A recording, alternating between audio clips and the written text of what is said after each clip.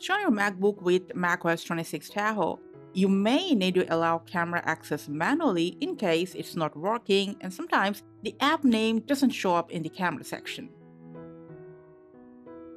So first of all, if you open Settings, scroll down for Privacy and Security, and then just scroll down and look for a camera option in here. Enter the option when you find, and from here you can manually allow access camera for compatible apps. Now, if none of the apps are showing in here, for that, just open that specific app where you need to use your Mac's built-in camera, and then try to make a video call. Now, apart from the microphone prompt, you can allow camera from this pop-up.